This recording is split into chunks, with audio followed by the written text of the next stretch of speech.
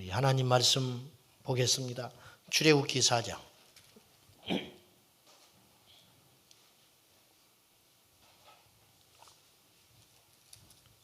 4장 1절부터 9절까지요. 한 절씩 교독하겠습니다. 출애굽기 4장 1절부터 9절까지. 모세가 대답하여 이르되 그러나 그들이 나를 믿지 아니하며 내 말을 듣지 아니하고 이르기를 여호와께서 내게 나타나지 아니하셨다 하리이다.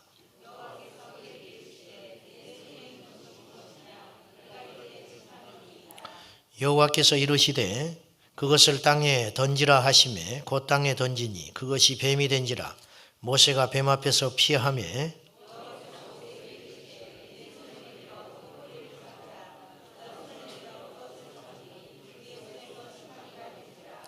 이는 그들에게 그들의 조상의 하나님 곧 아브라함의 하나님 이삭의 하나님 야곱의 하나님 여호와가 내게 나타난 줄을 믿게 하려 함이라 하시고,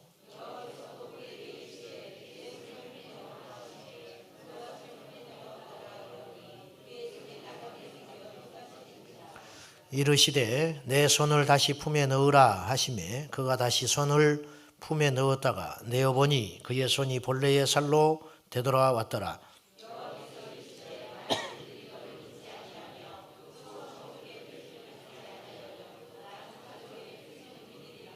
다 같이요. 그들이 이 두 이적을 믿지 아니하며 내 말을 듣지 아니하거든 너는 나일강 물을 조금 떠다가 땅에 부으라. 내가 떠온 나일 강물이 땅에서 피가 되리라. 아멘. 예. 70회 생일을 맞이하여 감사 예물 드리셨고요. 11조 예물 감사 예물 드렸습니다. 신방 감사 드리셨습니다. 한번 따라 합시다. 내 손에 든 것이 무엇이냐? 오늘 이 본문을 가지고 참된 믿음이 무엇인가 우리가 한번 고민을 해보겠습니다. 하나님은 살아 계시죠? 근데 믿음은 두 종류가 있더라 이것입니다. 하나는 존재를 믿는 믿음이 있다. 존재. 그 하나님 살아 계셔. 근데 나하고는 상관이 없어요. 예. 이게 남의 이야기가 아니죠. 하나님이 살아 계신 건 100% 인정한다. 왜? 하나님이 없이 이 세상이 어떻게 존재하겠냐. 그리고 성경 읽어보고 공부를 하고 교회를 다니다 보니까 하나님이 살아계신 건 내가 부인 못하겠더라. 근데 문제는 믿음으로 사는 건 또 다른 문제라는 거예요. 믿음으로 사는 건 또 다른 문제. 저에게도 그런 딜레마가 있고 여러분에게도 그런 딜레마가 있어요. 그 세상에서 제일 거리가 먼 거리는 머리와 가슴이다. 머리로는 이해가 돼. 기도해야 돼. 하나님 기뻐하는 거 뭔지 알겠어요. 근데 이게 심장이 움직이지라는 거예요. 예. 그래서 삶이 변하지 않는다. 이런 고민이 없다면 거짓말이죠. 존재를 믿는 믿음에 그것을 믿음이라고 속고 있는 위험성. 야고보서 2장 19절에 그런 믿음은 귀신도 갖고 있다. 심하게 이야기한 거예요. 야고보 사도가. 너무 답답하니까. 야고보서의 주제는 믿음이죠. 진정한 믿음이 뭐냐? 행함 있는 믿음. 예나 지금이나 행동하지 않는 믿음을 믿음으로 착각하는 경우들이 너무 많다. 그래서 하나님이 한 분인 줄 믿고 떠느냐? 하나님이 살아계셔. 하나님께 벌받아. 하나님 무서운 분이야. 하나님 한 분으로 우리를 눈동자같이 지켜보고 있어. 그런 믿음은 귀신도 있다. 그런데 귀신도 예수님의 이름 앞에 벌벌 떨지요. 예수의 이름 무시 못합니다. 귀신도 하나님의 존재를 믿기 때문에 함부로 하지 않는다. 문제는 그것이 믿음이 아니다. 살아 역사하는 믿음. 죽은 믿음이 아니라 살아 역사하는 믿음. 아브라함의 하나님이 이삭의 하나님이고 이삭의 하나님이 야곱의 하나님이고 그 하나님이 우리의 하나님이다. 그걸 믿는 믿음이 있냐 이거죠. 이게 진짜 믿음이라는 거죠. 그것이. 오늘 본문에 모세가 처한 상황 만만치 않습니다. 대단히 어려운 상황입니다. 그래서 모세가 계속 거절하는 거예요. 모세가 하나님의 존재를 의심하는 거 아닙니다. 그렇죠? 하나님이 분명히 살아계세요. 출애굽기 3장에 호렙산 떨기나무에 기적을 베풀어 줬어요. 이건 기적이죠. 왜 기적이냐? 불이 탔는데 떨기나무가 안 타는 거예요. 이런 일은 역사상 전무후무한 일이에요. 어떻게 불이 났는데 안 타냐고 말이에요. 물체가. 있을 수 없어요. 열이 나지 않는 빛은 없어요. 열이 나지 않는 빛은 없는데 하나님은 그 순간에 열이 나지 않는 빛을 만들어 주셨어요. 그래서 떨기나무에 불이 붙었는데 안 타는 거예요. 이 큰 광경을 보리라. 모세가 이런 소리는 듣도 보지도 못했어요. 자연 발생적으로 호렙산에 광야이니까 불이 자주 일어났어요. 불이 나는 건 새삼스러운 일이 아니에요. 그냥 불이 났네. 그냥 지나갈 만한 일이죠. 건조하니까 뭐 큰 불도 안 나. 좀 타다 말아버리는 거. 근데 이 불은 특별한 불이라. 사람이 만든 불이 아니에요. 자연 발생적으로 만든 불이 아니라 이건 하나님만이 할 수 있는 불이 나타났다. 여호와께서 계시구나. 이 자리에 계시고 그리고 친히 불꽃 가운데 말씀하시기 시작해요. 하나님 형상 없지요. 형상이 없으셔서 우리에게 형상을 보여주셨는데 예수 그리스도입니다. 예수님 오시기 전에 하나님 형상을 본 자가 없어요. 그래서 그분은 회전하는 그림자도 없다. 그분은 그림자도 없는 분이에요. 형상으로 볼 수 있는 분이 아니다. 만약에 하나님을 형상화할 수 있다면 그분은 하나님 아니에요. 우주보다 큰 분을 어떻게 우리가 형상으로 제한할 수 있겠냐 이죠. 하나님 안 보이는 게 당연해요. 하나님 봤냐 그렇게 물어보는데 우리 눈으로 보이는 하나님이라면 그분은 하나님이 될 수 없어요. 그는 인간이지. 자연 피조물이지. 절대 하나님 볼 수 없어요. 하나님은 얼마나 큰 분이냐. 하늘을 보좌 삼고 땅을 등상 삼는 분이다.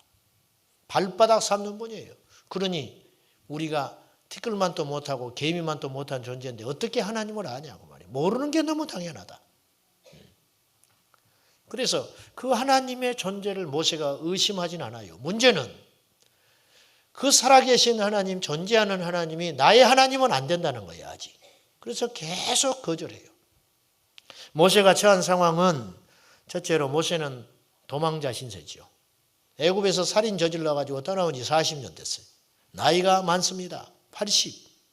지금도 80이면 적은 나이가 아니에요. 근데 그때 당시 평균 수명과 영양 구조로 볼 때 먹는 거, 입는 거, 주거 생활이 지금보다 형편없었지요. 지금부터 3,000년 전인데 형편없었어요. 3,500년 전. 그러니 그때 나이 80은 지금 80하고 또 개념이 다른 거죠. 끝난 거예요. 그런데 그 상황 가운데 하나님 모세를 불렀다는 거죠. 많은 약점이 있어요. 말도 둔하다고 하잖아요. 자기 스스로. 어떻게든지 도망가려고 하는 거예요. 모세는 어떻게든지 하나님께 안 쓰임받고 싶은 거예요. 왜? 쓰임 받는 것 자체가 고달프게 되는 거죠. 죽을지 살지도 모르고. 그보다 더 중요한 건 모세는 지금 의지가 완전히 꺾인 상태예요. 여러분 모든 것은 우리 마음에 있거든요. 그렇죠? 마음이 너무 중요해요. 마음이 무너지면 무너지는 거예요. 여러분 마음 잘 지키십시오. 아멘입니까? 마음이 살면 살아요. 마음이 죽으면 죽는 거예요. 마음이 80이면 이 사람은 육체적으로 30대라도 80살인 거예요. 갈렙은 육체의 나이는 80이에요. 그러나 마음은 30대야. 그래서 내가 나이가 80이라도 내가 못 이길 적이 없다. 그래서 헤브론 땅 가서 정복해버리잖아요. 마음은 이렇게 중요한 거예요. 진나라 시황제가 만리장성을 만들었잖아요. 만리장성 길이가 만리죠. 그러니까 만리장성이지. 그런 문제만 나왔으면 좋겠어. 그 몇 킬로입니까? 그러면 또 몰라. 심리가 4km. 그럼 몇 킬로예요? 4,000km죠. 달에서 보이는 유일한 인간이 만든 구조물. 그렇게 큰 거예요. 띠가 보인다는 거예요. 달나라에서도. 제가 직접 가본 사람이에요. 만리장성. 가봤는데 날씨가 안 좋아가지고 제대로 보지도 못했는데 아주 올라가느라 고생만 없으겠어요. 넓이가 한 7m 정도 되는 것 같아요. 높이가 한 20m. 그리고 4,000km 길이가. 이것을 만들 때 시황제는 어떤 야망이 있었냐면 흉노족이 절대 이 성을 넘지 못하게 하겠다. 그리고 무너지지 않는 성을 만들겠다. 그리고 성이 이렇게 막히면 돌아서서 뒤로 칠 수 있잖아요. 돌아서서도 못 들어오게 하겠다. 그래서 4,000km를 지어버린 거예요. 무지막지한 거죠. 그래서 난공불락입니다. 그러니까 지금까지 무너지지 않았어요. 그런데 아이러니, 만리장성을 만들어 놓고 1년 사이에 3번이나 뚫려버렸어요. 왜 그런지 아세요? 만리장성이 무너진 게 아니에요. 그 성문을 지키는 문지기들이 뇌물을 받고 문을 열어줘 버렸어요. 그러니까 수십 년 지은 수백만 명이 동원되어 가지고 지은 만리장성이 아무런 필요가 없게 되는 거예요. 문 한번 열어버리면 끝나는 거예요. 이게 마음이에요. 여러분, 수십 년 만들어 놓은 것도 한순간에 무너지는 거예요. 이게 마음.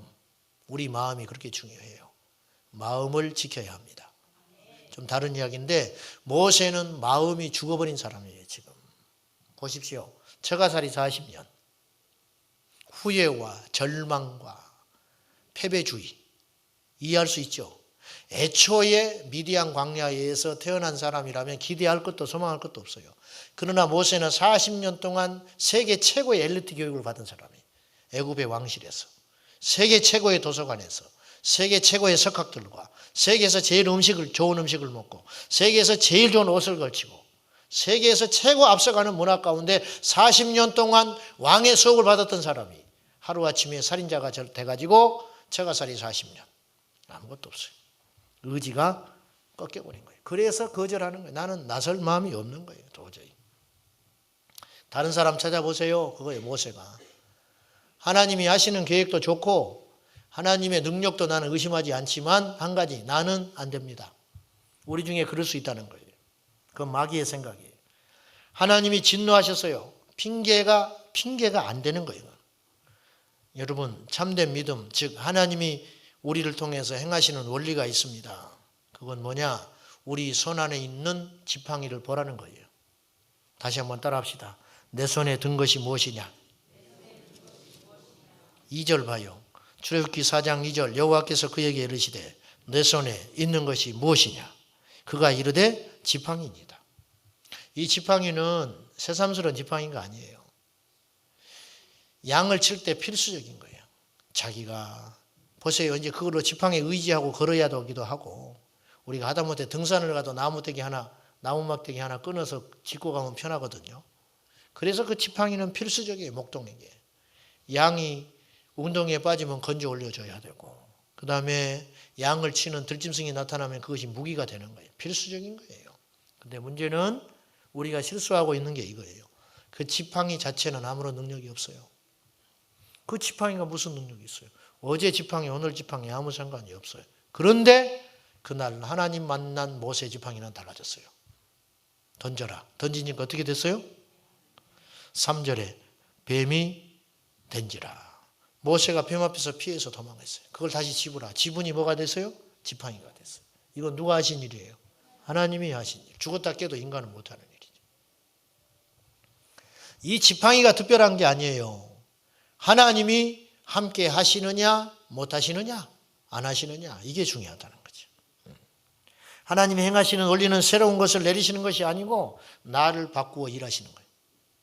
우리가 바꿔줘야 하나님이 쓰시는 도구 된다는 거죠.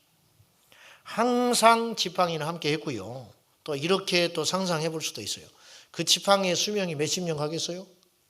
이때부터 40년 동안 모세는 이스라엘의 리더가 되죠. 그러면 그 지팡이가 쓰다가 부러질 수도 있는 거예요. 그러면 지팡이가 부러졌다. 그러면 다른 지팡이 또 의지하고 살겠죠. 그 지팡이도 역시 능력이 있어요. 왜? 지팡이 자체가 성질이 문제가 아니고 하나님이 모세와 항상 함께 했기 때문에. 샤머니즘 신앙이 뭔지 아세요? 어디 가면 복을 받는다. 천만의 기독교 신앙은 절대 그런 거 없어요. 속지 마세요. 하나님은 여기에 계세요. 하나님은 어디든지 계신다고. 아무개가 어디 기도원 가서 능력받았다. 우리도 가자. 말도 안 되는 소리예요. 그건 불교신자는 하는 짓이야. 불교신자. 어디 가서 어떻게 하니까 애를 갖게 됐다. 그곳에 가서 불공을 드릴 때 애를 갖게 된다. 기독교 신앙은 그런 수준 낮은 종교 나부랭이가 절대 아니에요. 하나님은 어디든지 함께 계신다. 그걸 믿는 믿음이 있을 때 역사가 일어나는 것이지, 우리가 성지순례 간다고 하나님 만나는 게 아니에요. 마가 다락방 간다고 성령 불 받는 게 아니에요. 이스라엘이 이 신앙을 몰라가지고 지금도 예루살렘 그 성전을 수복하기 위해서 통곡의 벽에 가서 울잖아요. 뺏겨버렸다고. 황금 지붕으로 한 이슬람 사원이 솔로몬 성전이 있는 자리에 떡 버티고 있는 거예요. 그러니까 그걸 탈환 못해서 안절부절하는 거예요. 거기에 하나님 안 계셔요. 아무리 탈환해봐요. 하나님이 그거 기뻐하시는가. 중세에도 그 실수했어요. 십자군 전쟁 일으켜가지고 10번 전쟁했어요. 성지 탈환하겠다고.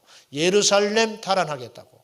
이슬람 세력이 갖고 있는 그곳을 하나님이 기뻐하는 다시 성지로 탈환해야 된다. 가지고 취지는 좋았지.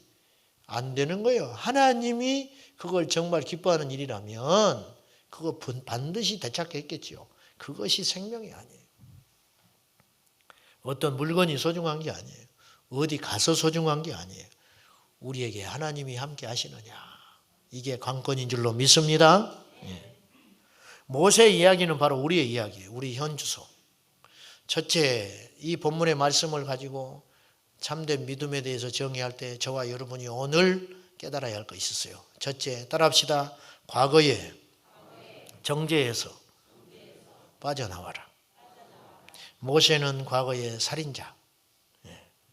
과거에 매여 살고 있는 자예요. 모세에게 있어서 애굽은 어떤 땅이겠습니까? 애굽은 동경의 대상이자 두려움의 대상. 애굽에 있을 때를 40년 동안 잊지 않고 생각했어요. 단 하루도 나는 안 잊었을 것 같아. 그러다가 꺾인 것이 40년이에요. 언젠가는 돌아가고 싶어. 근데 막상 돌아갈 용기는 없어요. 왜? 돌아가면 죽을 수 있어요. 바로가 수색하지 않았겠어요? 바로가 모세를 찾기 위해서 수없이 수색했겠다고 하는 힌트가 성경에 나와요. 그건 어디냐? 자, 4장 19절을 한번 보세요. 40년 모세 광야 생활도 하나님이 지켜줬으니까 안전한 거예요.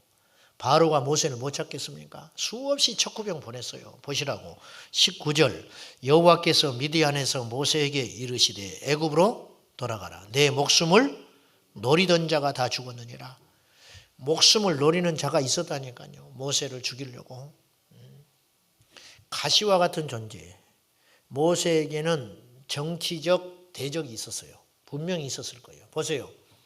애굽 본토의 사람도 아니고 히브리 사람이 바로 딸의 총애를 받아가지고 양아들이 돼가지고 40년 동안 왕궁에서 설치고 다니는 걸 누가 곱게 보겠어요. 눈에 가시 같은 모세. 그러다가 살인을 저질렀어요. 그러면 수없이 탄원이 올라가는 거예요.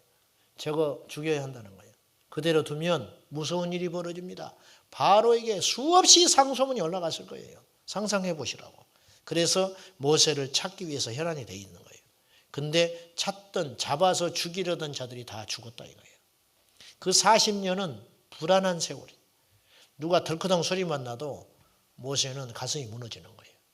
어디 갔다가 동료가 애국 군사만 봤다고 해도 가슴이 얼마나 무너지겠어요. 그런 시간들. 그것이 모세의 입장이죠. 그 두려움과 정죄와 후회의 세월. 사랑하는 여러분. 이것이 우리 인생일 수 있습니다. 성경에 보면은 제가 이 인물들을 대볼 테니까 공통점을 한번 찾아보십시오. 여러분이 이제 힌트를 줬으니까 찾을 수 있어요. 아브라함, 다윗, 베드로, 바울. 어떤 특징이 있을까요? 이제 보는 관점에서 따라서 다르겠지만 오늘 말씀에 비춰서 볼 때 이들은 다 같이 과거에 실패한 인생들이라는 거죠. 아브라함 하나님께 믿음으로 산 것 같지만 하나님 말씀 의심하여 이스마엘을 낳은 사람이에요. 여러분 아브라함을 보지 마세요. 아브라함을 향하여 길이 참고 용서하시고 쓰시는 하나님을 봐야 한다. 아브라함이 뭔데? 아브라함의 믿음이 대단하지만 아브라함의 믿음보다 더 큰 믿음은 기다리시던 하나님. 끊임없이 하나님 앞에 믿음의 그릇 되기를 위해서 기다리셨던 아버지의 사랑이 더 큰 것이다 이거예요. 다윗 말할 필요 없죠. 살인자요, 간음자요, 충성스러운 부하를 죽인 자 아닙니까? 그러나 과거가 이런 사람. 그런데 하나님이 썼어요. 바울 흠 없는 사람 같습니까? 천만에. 그는 스스로 나는 율법에 흠이 없는 자라 했지만 하나님 앞에는 치명적 흠이 있는 사람이에요. 스데반 죽을 때 증인됐던 사람이에요. 살인할 현장에 증인으로 서 있던 사람. 베드로 예수님 모른다고 3번이나 부인한 사람. 우리들의 이야기. 우리들의 이야기. 과거에 불신앙의 이력을 가졌던 이 사람들, 베드로는요, 사도행전 5장에 보세요. 아나니아와 사피라. 베드로 때리면 죽었어요. 거꾸로 보면. 그래요, 안 그래요? 그들의 범죄로 죽었지만, 근데 베드로는 당당하잖아요. 그것에 대해서. 사랑하는 여러분, 하나님의 관점과 우리의 관점은 완전히 달라요. 로마서 7장에서 바울이 어떤 고민을 하냐면 내 안에 두 법이 싸운다. 하나는 생명의 법, 하나는 내 육체의 법이 싸우고 있다. 이것이 날마다 충돌하고 싸우니 내가 죽을 지경이다. 그래서 오라 나는 곤고한 사람이다. 이 사망의 몸에서 누가 나를 건져내랴. 일본 외적들이 명나라 친다고 우리나라 침입했어요. 길을 열어주라고. 가지고 우리나라 산천 완전히 삼천리 방방 걷고 다 짓밟아 버렸어요. 불질로. 명나라하고 외적이 우리나라에서 싸우는 거예요. 길 터주라고 해가지고. 피해는 누가 봐요? 우리나라가 고스란히 보는 거예요. 우리 안에 생명의 법, 성령의 법과 육체의 법, 세상의 법이 내 안에서 싸우고 있으니 내가 죽을 노릇이다. 내 안에서 이 싸움은 끊어지지 않아요. 오늘도 그 싸움 하셨죠? 오늘도. 죽을 노릇이다. 알기는 알아. 이렇게 살려서는 안 돼. 하나님의 뜻이 뭔지도 알아. 그러나 내가 그렇게 살 수가 없어요. 그런 깊은 정죄 가운데 바울이 신음하고 고통하다가 내린 결론, 로마서 8장 1절과 2절 위대한 걸 발견했어요. 그리스도 예수 안에 있는 자에는 결코 정죄함이 없다. 그리스도 예수 안에 있는 자에게는 결코 정죄함이 없나니 이는 죄와 사망의 법에서 나를 해방하셨기 때문이다. 그렇게 고백하고 있어요. 저에게 마귀가 수없이 정죄해요. 네가 목사냐는 거예요. 응? 목사다. 마귀가 계속 정죄하는 거예요. 나한테. 네가 목사냐? 목사다. 어떡할래? 네가 그러고도 설교하냐? 네가 설교한 대로 살아? 나한테 계속 정죄하는 거예요. 그러나 저는 그래도 갑니다. 그래도 설교합니다. 그래도 기도합니다. 나는 원체 뻔돌이니까. 네가 목사냐? 목사다. 어떡할래? 여러분, 정죄에 빠지지 마세요. 이거는 오해하지 않게 잘 들으셔야 돼요. 우리의 죄를 합리화하자는 게 아니에요. 어차피 우리의 의로는 하나님의 의에 도달하지 못합니다. 너무도 많은 그리스도인들이 오늘날 과거의 정죄에 매여가지고 앞으로 전진을 못한다. 앞으로 나아가지를 못해요. 하나님은 완전한 자를 찾는 것이 아니고 하나님은 믿는 자를 찾습니다. 믿음 안에는 하나님께서 나를 용서하셨다는 절대적 신뢰, 이것이 포함되어 있는 거예요. 언제까지 우리가 과거에 얽매여 살겠어요? 베드로가 사도행전 2장에서 일어나서 설교합니다. 그때 베드로의 설교를 듣는 무리들이 베드로의 과거를 묻지 않아요. 베드로가 어떤 사람인 줄 아는데도 묻지 않아요. 왜? 하나님이 쓰는 사람은 이런 힘이 있는 거예요. 누가 우리를 정죄합니까? 하나님이 용서해 주셨는데. 할렐루야. 예. 괜찮아요. 괜찮아. 우리가 이 모습, 이 모양이라도 하나님께서 우리를 반드시 바꾸실 것이고 우리를 쓰실 것이고 우리를 새롭게 하실 거라는 거예요. 모세가 능력이 있어 쓰임 받은 게 아니에요. 하나님께서 모세를 택한 것뿐이라고요. 모세가 지금 조건으로 따지면 모세보다 좋은 조건을 가진 사람이 셀 수도 없이 있어요. 아론이 훨씬 조건이 좋아요. 왜? 아론이 말을 훨씬 잘한다고 했잖아요. 오죽하면. 그리고 과거에 흠결 없는 사람이 모세보다 훨씬 많아요. 이스라엘에 60만 명이 있어. 인간성 좋은 사람이 모세보다 없겠어요? 탁월한 지혜를 가진 사람이 모세보다 없겠습니까? 리더십이 모세만 못하겠습니까? 모세의 리더십은 모세에게서 나온 게 아니에요. 하나님이 함께 할 때 모세는 리더십이 생겼어요. 보시라고. 애굽으로 가라. 못 간다고 버티는 거예요. 갈 수가 없지요. 가면 뭐예요? 누가 나를 알아줍니까? 모세를. 그래요, 안 그래요? 가서 설명해 볼까요? 하나님이 나 보냈어. 하나님이 나한테 계시하셨는데 너희들을 이끌고 광야로 나가서 가나안 땅에 들어가라고 했어. 다 맞는 말인데 그 말을 누가 들어줍니까? 같이 생활한 것도 아니고 무슨 탁월한 능력이 있는 것도 아니고 이스라엘 히브리 백성들에게 유명해진 존재도 아니요. 그렇잖아요. 40년 동안 다 잊혀졌어요. 모세를 아는 사람이 대적들도 죽었다면 그 당시 모세를 영웅호걸로 알던 히브리 사람도 다 죽었다 그 말이에요. 아무도 없어요.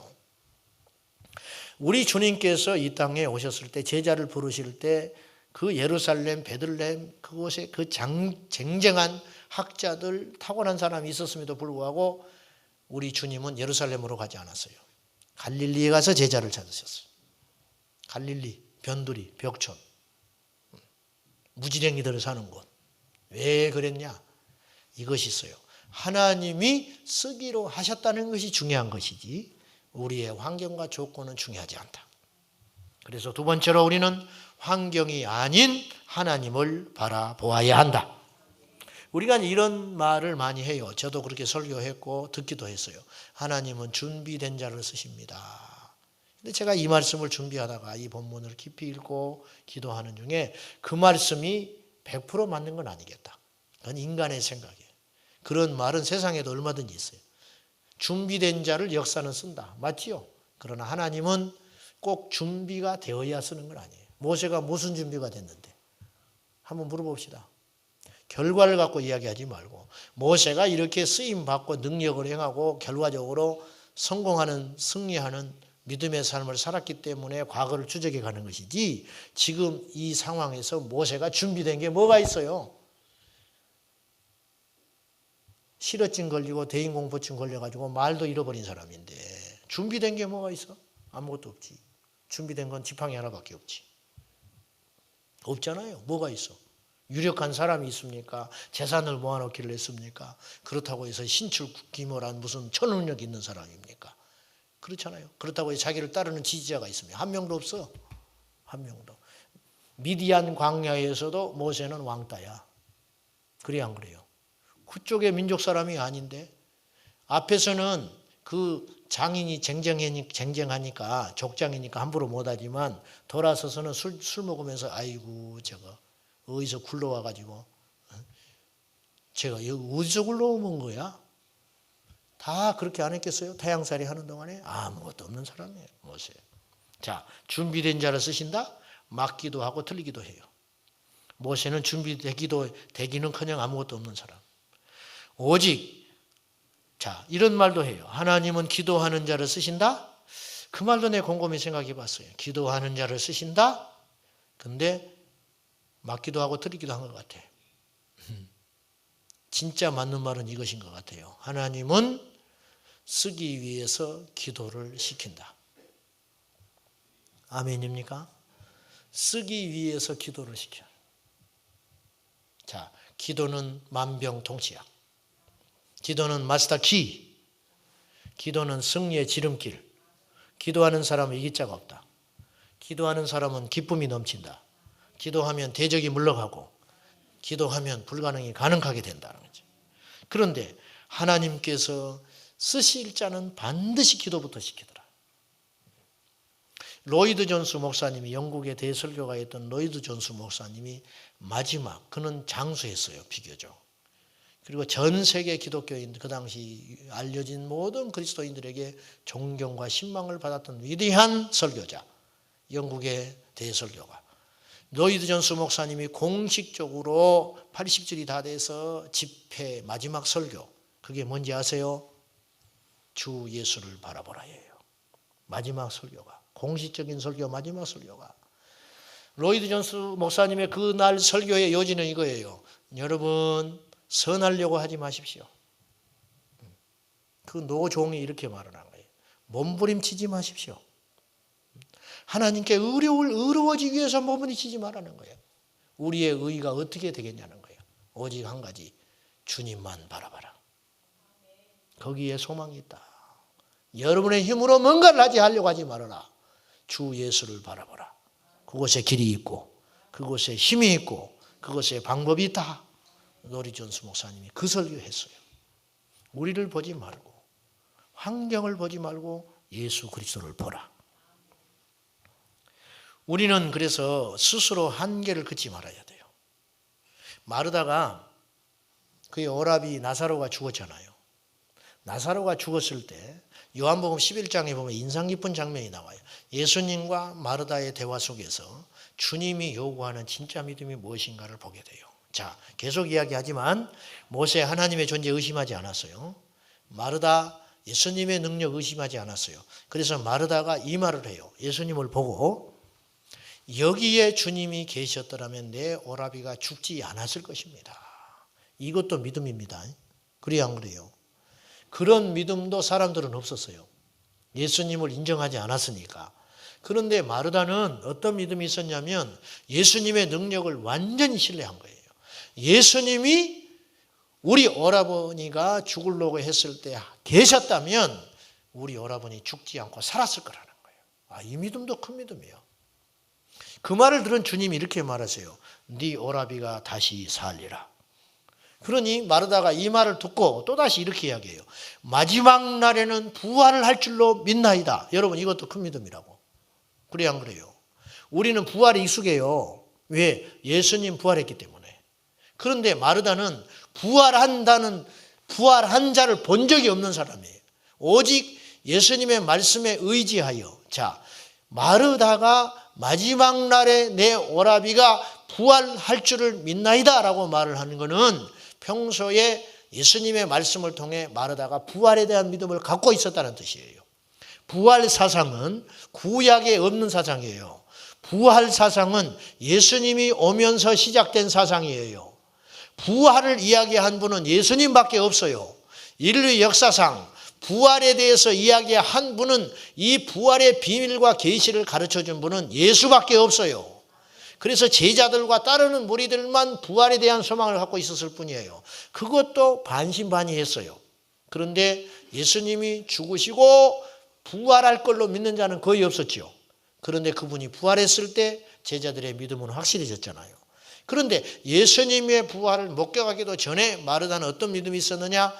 내 오라비가 마지막에 부활할 걸 믿어버렸다니까요.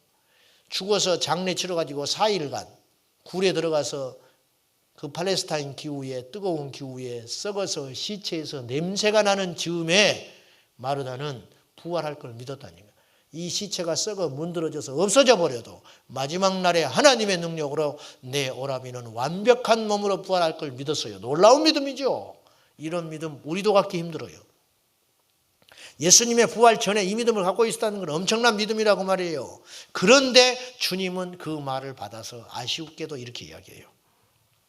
마지막 날에는 내 오라비가 다시 부활할 걸 믿습니다. 그 말을 들었을 때 주님의 마음은 이거예요. 내가 부활이요 생명이다.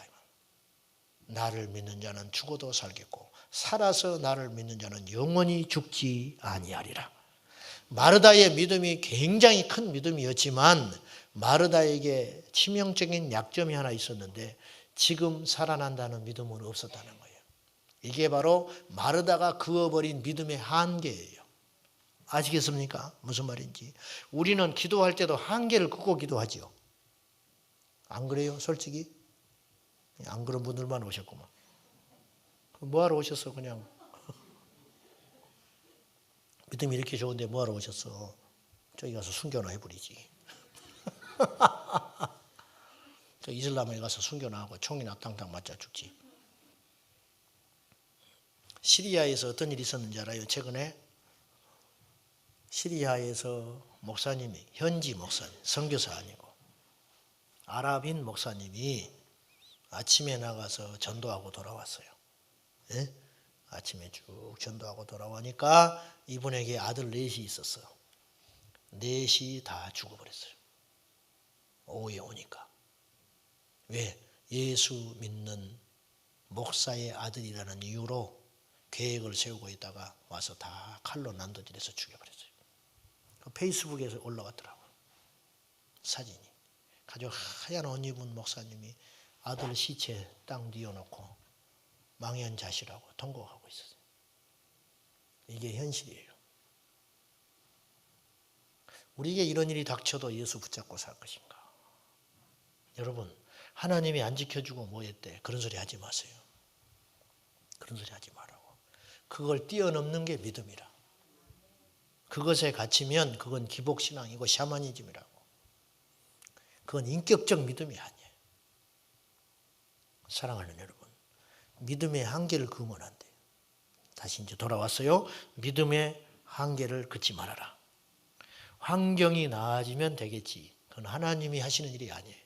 하나님은 어떤 환경에도 일하신다. 어떤 상황에도 일하신다. 요단강이 갈라질 때 여호수아가 이스라엘 백성들과 함께 가나안 땅에 들어갈 때 모세는 죽고 새로운 리더 여호수아가 이스라엘 백성을 끌고 요단강을 건너야 이제 가나안 땅에 들어가는데 하나님이 내리신 명령은 무엇이냐? 법궤를 메고 발을 내디어라. 법궤를 메고 12지파의 대표들이 법궤를 메고 제사장들이 요단강에 발을 잠그라. 갈라진 다음에 걷는 게 아니라니까요. 발을 잠글 때 안 갈라지면 죽는 거예요. 법궤와 함께 죽는 거예요. 발을 담글 때 요단강이 갈라졌습니다. 홍해는 갈라진 다음에 건넜어요. 이스라엘 백성들이. 이해되시죠? 40년 전 홍해를 건널 때는 뒤에는 애굽의 군사가 쫓아오고 모세가 지팡이를 내밀어 가지고 홍해가 갈라진 상태, 좌우에 천연 수족관이 만들어진 다음에 이스라엘 백성들이 거기를 건넜다고요. 그런데 40년이 지난 이날 여호수아에게 주문하는 건 요단강을 가를 때는 갈라진 다음에 건너라는 게 아니라 가라는 거예요. 가라는 거예요. 가면 열린다. 가면 열린다. 정말로 발을 담갔더니 요단강이 갈라졌다. 환경에 따라서 움직이는 믿음이 아니고 환경이 막혀 있다 할지라도 믿음 가지고 가면 하나님이 일하실 때가 있다 그 말입니다. 우리의 한계를 긋지 말아라. 믿음이라는 말을 저는 이렇게 정의하고 싶어요. 한계를 긋지 않는 것이 믿음이다. 내가 계산하고 내가 생각하고 내가 어떤 선입관을 가지고 할 거라면 그건 무슨 믿음이 필요하겠어요. 이미 내 계획대로 되고 내 생각대로 되고 안 되는 일은 안 되고 되는 일만 되는데 계산기 두드려서 되는 일이라면 기도가 무슨 필요가 있으며 하나님의 능력이 무슨 필요가 있냐 그 말이에요. 그래서 어떤 분 이런 말을 했어요. 초대교회에는 성령이 떠나면 교회가 100% 무너졌다. 초대교회 당시에는 성령의 손길을 거두면 100% 무너지는 구조였다는 거예요. 초대교회는. 그러나 오늘날 교회는 성령이 손 거둬도 교회 안 무너질 거다. 이건 칭찬이 아니에요. 욕이지 욕. 성령이 지배하는 교회가 아니고 인간이 지배하는 교회이기 때문에 성령이 떠나도 교회는 끄떡없다. 할렐루야. 아멘 할까 싶으네. 성령이 떠나도 끄떡없는 교회는 교회가 아니다. 인간의 모임이지. 하나님 떠나버리면 끝장나는 교회가 진짜 교회 아니겠어요? 성령이 역사하지 않으면 움직이지 않는 교회가 진짜 교회 아닙니까? 성령이 역사하지 않으면 아무것도 못하는 게 넋이 빠져가지고 아무런 힘도 없고 아무런 계획도 세울 수 없고 아무런 것도 할 수 없다. 이 교회가 살아있는 생명 공동체지요. 초대교회는 그랬다. 초대교회는 인간이 계획하지 않았어요. 하나님의 음성을 듣고 가라 하면 가고 서라 하면 서고 멈추라면 멈추는 구조가 초대교회 구조였다네. 오늘날은 하나님 음성이 들리지 않아요. 들을 필요가 없는 거예요. 들을 필요가 뭐가 있어? 우리가 다 해버리는데. 그래 안 그래요? 중국 교회가 그렇더라. 중국 교회가. 옛날에 핍박이 극에 달하고 어려울 때는 감옥에 갇히면 기도했어요. 선교사님들이 너무 많이 들어가지고 돈을 많이 풀어놔가지고 이제 동료가 핍박받아가지고 감옥에 들어가면 선교사님들이 쫓아와 돈 좀 주라고. 그게 하나님의 손길이 걷어지는 교회가 돼버리고 있다. 점점. 제가 중국을 이제 몇 년 동안 가봤잖아요. 근데요, 갈 때마다 조금씩 차이가 나요. 영적인 그 느낌이라는 게 있잖아요. 영적인 느낌. 우리나라가 중국보다 영적으로 훨씬 좋고 뚫려 있는 것 같죠? 천만에. 중국을 갔다가 한국의 상공에 이렇게 비행기를 타고 딱 들어오면요, 깝깝합니다. 그 느낌은 뭐라고 표현해야 할지 모르겠어요. 깝깝해요. 먹고 살기 좋아졌죠, 우리나라. 차가 1200만 대가 넘는데, 교회가 5만 개가 넘는데 영적으로는 답답해요. 중국은 가난해요. 무질서합니다. 신호등을 안 지키고 엉망진창이에요. 세계적인 도시 북경도 마찬가지. 막 공해가 얼마나 심하고 스모그가 심하고, 근데도 영적으로는 한국보다 덜 깝깝해요. 그런 중국도 가서 내가 해년마다 느끼고 체크하는 거는 중국 사람들도 옛날만큼 순수하지 않아요. 제가 약 7년 전에 장춘이라는 곳을 가봤거든요. 중국에. 13, 14년 전에는 서탑교회를 가봤고, 중국에. 그래가지고 연변을 통해가지고 장백산, 중국 사람들은 장백산이라고 그래요. 백두산을. 거기까지 갔다가 온 적이 있었거든요. 그때하고 완전히 달라요. 급속도로 중국 교회도 세속화되고 있어요. 그래서 제가 중국 교회 리더들을 이렇게 모여서 이렇게 집회를 하면 제가 꼭 그 이야기를 합니다. 한국 교회를 내가 여러분과 비교해 볼 때 20, 30년 한국 교회가 앞서가 있는 것 같다. 미국 교회가 한국 교회보다 20, 30년 앞서 있고, 이게 이제 그 사이클이 있단 말이죠. 그러면 지금 한국 교회가 당하는 세속화와 인본주의적인 이런 모든 흐름들은 곧 너희들에게 닥칠 문제다. 곧 닥쳐요, 중국 교회가. 그러면 그걸 대비해야 한다. 우리의 전철을 밟아서는 안 된다. 내가 피를 토하고 이야기하죠. 나도 그렇게 제대로 못하면서 말은 잘하니까 그렇게 피를 토하고 이야기해. 근데 못 알아듣는지 알아듣는지는 모르겠어. 그러나 나는 예방주사를 놓는 거예요. 그 전철을 밟지 말라. 그 말이죠. 자, 믿음이라는 것은 한계를 긋지 않는 거다. 제가 그 이야기 자주 했죠. 목포의 어떤 교회에서 부흥회를 했는데, 도시에서 온 어떤 목사님이 집회를 하는데 첫날에 아픈 병자들을 위해서 기도할 때 안진뱅이가 나왔어요. 이 안진뱅이를 위해서 기도했어요. 막 일어나라고. 예수의 이름으로 일어나라. 성도들이 막 기도가 깨질 것 같은 거예요. 예배당 천장이 날아갈 것 같아. 얼마나 믿음이 업됐는지 막 뜨겁게 기도를 하는지, 안진뱅이를 위해서 기도하고 예수 이름으로 일어나라. 예수 이름으로 일어나라. 안 일어나 버려서 첫날에. 안 일어났어. 보통의 경우 이러면 포기합니다. 포기해요. 둘째 날 기도하는데 그 안진뱅이를 놓고 또 기도했어요. 목사님이. 나는 이게 대단하다고 보는 거예요. 교인들이 절반으로 기도가 줄어들었어. 기도 소리가. 왜? 어제 했는데 안 됐는데 오늘 뭐 그렇게 뜨겁게 기도해. 그냥 하니까 하지만은 믿음이 안 생기는 거예요. 그렇잖아요. 우리도 그럴 거라고. 예수 이름으로 일어나라. 일어났어요? 안 일어났어요? 뭐 일어나 안 일어났지. 둘째 날도 안 일어나 버려서 둘째 날. 그러면 포기해야 돼. 3일째 날. 옛날에는 부흥회를 오래 했어요. 알죠? 월요일 저녁부터 금요일 새벽까지 했어. 셋째 날 수요일 날 기도하자고 하니까 거기서 또 기도 소리가 더 줄어버렸어. 이제 눈 뜨고 보고 있는 사람도 있어. 예수 이름으로 일어나라. 일어났겠어요? 안 일어나? 안 일어났어. 수요일 날 안 일어났어. 이제 목요일 마지막 날이 됐어요. 금요일 날은 새벽 기도 끝나고 가는 거예요.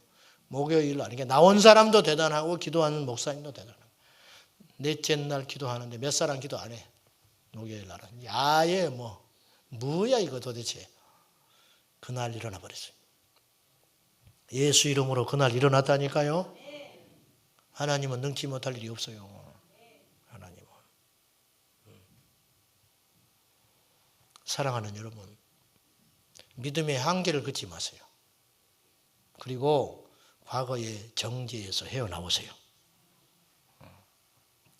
마가복음 9장에 귀신 들린 아들을 둔 아버지가 와서, 주님, 내 아들이 흉악하게 귀신 들려서 불에도 넘어지고 물에도 넘어지나이다. 그런데 당신의 제자들은 고치지를 못하더이다. 변화산에서 내려오니 예수님 붙잡고 그렇게 이야기를 했어요. 그래서 와봐라. 그리고는 그러는데 이 사람이 너무 예의가 있어가지고 예수님께 하실 수 있거든 고쳐주십시오. 그렇게 예수님의 체면 살려주는 거예요. 못하셔도 할 말 괜찮습니다. 근데 하실 수 있다면 좀 해주시죠. 배려하는 말인데 주님이 그 말씀을 듣고 할 수 있거든 무슨 말이야? 믿는 자에게 능치 못할 일이 없어. 그렇게 말하시는 거예요. 믿음에는 한계가 없다. 그 말씀 하시는 거예요. 할렐루야. 믿음에는 한계가 없다. 할 수 있다면 저를 구원해 주십시오. 할 수 있다면 내게 복을 주십시오. 그렇게 말하는 건 믿음의 고백이 아니다. 하나님은 하신다. 내 친구가 교회 개척하겠다고 10년 동안 자리만 보고 다니는 친구가 있어요. 월요일 날 쉬잖아요. 나이는 먹어가고 개척을 해야겠는데 월요일 날 천리 방방곡곡 다 다녀. 개척할 자리만 보고 다녀. 10년 동안 월요일 날 쉬는 날마다 아직까지 못하고 있어요. 앞으로도 못할 것 같아. 그래서 하지 마라 내가. 하지 마. 여기 와서는 이래서 그렇고 여기 와서는 저래서 그렇고 안 되는 거예요. 안 돼. 나처럼 그냥 저질러 버려야 돼. 지금 하라면 제가 못할 것 같아요. 지금 하라면. 어떻게 이 8년 9년을 지내왔는지 난 모르겠어요. 하나님의 은혜고 우리 성도들의 사랑으로 여기까지 왔지만은 사랑하는 여러분 앞으로 전진하세요. 두려워하지 마세요. 그리고 마귀의 정죄에 빠지지 마세요. 목사는 이래야 된대요. 오해하지 말고 들으십시오. 자기 아들이 명동에서 깡패짓을 해도 설교에서 강단에 서서는 아들 교육 잘 시켜야 한다고 그렇게 말할 수 있어야 한답니다. 위선일 수도 있고 잘못됐죠. 그건 잘못된 목사인데 그러한 믿음이 있어야 한다. 위축되지 마라. 물러나지 마라. 누구도 우리를 정죄하지 않는다. 할렐루야. 어떤 목사님이 교회에 이제 선을 보러 간 거예요. 초빙을 해가지고 가서 이제 설교를 들어보고 교인들이 정할 거 아니야. 갔는데 이분이 저기 의자에 앉아 있다가 설교를 하러 딱 왔는데 설교 원고를 잘못 가져와 버렸어. 설교 원고를. 그러니까 이분이 그러면 어떻게 해요? 보통 사람의 경우 얼굴이 벌개지든지 뭐라고 변명을 하든지 아니면 있는 것처럼 하고 막 굉장히 힘들게 설교를 하겠지. 이분이 뭐라고 그랬냐면 원고를 잘못 가져왔다. 내가 좀 기다려라. 그리고 찬송을 하나 딱 시켜놓고 차에 가서 원고를 다시 가져왔어. 그리고 설교를 했어요. 그분이 그 교회에 부임했어. 그 믿음이면 된다. 교인들도. 저런 배짱. 저 정도 마인드를 가져야 우리 교회에 끌고 갈 수 있다. 물러나지 마세요. 마귀에게 패배하지 마세요. 옛날 것 생각하지 마세요. 오늘 다시 시작하는 은혜. 오늘 다시 시작하는 응답. 오늘 다시 시작하는 믿음이 우리 안에 있어서 내 손에 든 것이 무엇이냐. 지팡이입니다. 이 평범한 지팡이. 하나님 쓰면 기적의 지팡이, 능력의 지팡이 될 줄로 믿고 우리 담대히 나아가는 저와 여러분 될 수 있기를 예수님의 이름으로 축원합니다. 똑같은 환경, 똑같은 사람, 똑같은 상황 염려하지 마세요. 하나님이 함께 하시면 대역전 드라마가 일어난다. 대역사가 일어난다. 오늘 또 응답하시는 하나님, 나를 만지시는 하나님, 나를 회복하실 하나님, 나를 치료하실 하나님, 우리 가정을 고치실 하나님, 나의 미래를 책임지실 그 하나님, 그 믿음을 가지고 오늘 또 승리하는 저와 여러분 될 수 있기를 예수님의 이름으로 축복합니다.